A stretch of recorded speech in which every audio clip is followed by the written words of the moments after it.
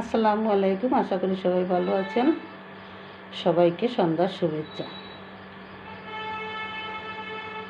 1 minute ধৈর্য ধরে শুনবেন। আমি একটা হাদিস পড়ছি।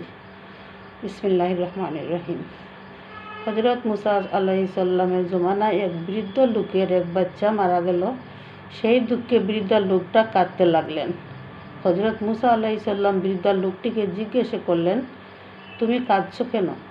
তখন বৃদ্ধা উত্তরে বললেন, আমার বাচ্চাটি মারা গেছে, এই জন্য আমি কান্না করছি।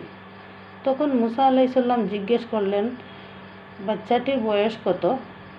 বৃদ্ধা উত্তর দিলেন, বাচ্চাটির বয়স 350।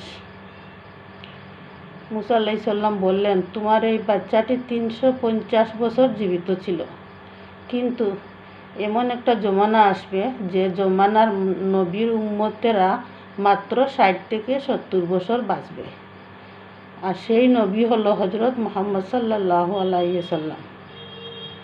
তখন বৃদ্ধা লোকটি অবাক হয়ে বললেন, তারা তো বালক হব। মুসা আলাইহিস সালাম বললেন, হ্যাঁ, তারা বালক হবে। বৃদ্ধা পুনরায় প্রশ্ন করলেন, তারা এই সামান্য সময়ে বিয়ে শাদী করতে পারবে? মুসা আলাইহিস সালাম বললেন, হ্যাঁ, তারা এই সামান্য সময়ে বিয়ে শাদী করতে পারবে এবং তাদের থেকে সন্তানও পৃথিবীতে আসবে। বৃদ্ধা আবার পুনরায় প্রশ্ন করলেন, তারা এই সামান্য সময়ে নেকি ও সওয়াব অর্জন করবে? তখন মুসা আলাইহিস সালাম বললেন, তারা এই সামান্য সময়ে এত বেশি সওয়াব ও নেকি অর্জন করবে, তাদের নেকির উপর যদি আমাদের নেকি রাখা হয় তাহলে আমাদের নেকির কোনো নিশানাও থাকবে না।